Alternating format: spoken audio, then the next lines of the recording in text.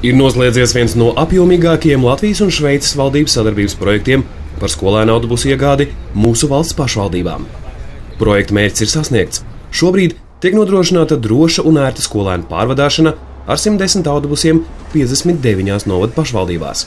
Šo projektu vērtēju ļoti pozitīvi, jo ņemot vērā to, ka valstī notiek nepārtrauktie reformu procesi, un jo īpaši izglītības sistēmā, kur ir notikusi izglītības sistēmas reorganizācija un optimizēšana, ka, diemžēl, caur šo optimizēšanas procesu daudzas skolas ir slēgtas. Līdz ar to neapšaubām pašvaldībām radusies dabīga vajadzība pēc tā, lai varētu aiztransportēt bērnus uz mācībām.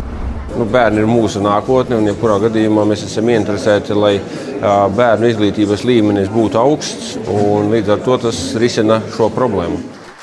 Apjomīgā projekta īstenošana radījusi pamatu tālākai sadarbībai starp Satiksmes ministriju, Vides aizsardzības un reģionālās attīstības ministriju, Latvijas pašvaldības savienību, Autotransporta direkciju un plānošanas reģioniem, skolēnu pārvadājumu normatīvā regulējuma pilnveidošanā.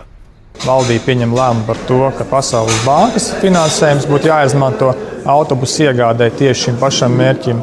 Un, protams, to, ko mēs redzam šodien, ka ir nepieciešams risināt šo jautājumu visā valstī par to, kā būtu pareizi izmantot šo skolēnu autobusus, lai viņi varētu pārvadāt gan skolēnus, gan arī iespējams risināt tās problēmas, ko pašvaldībās rada tas, ka sabiedriskais transports nekursē pietiekami bieži vai nekursē nemaz.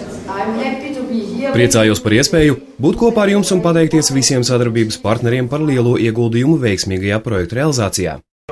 Īstenojot apjomīgo Latvijas-Šveices sadarbības projektu, ir spērts liels solis novadu pašvaldību problēmas risināšanā.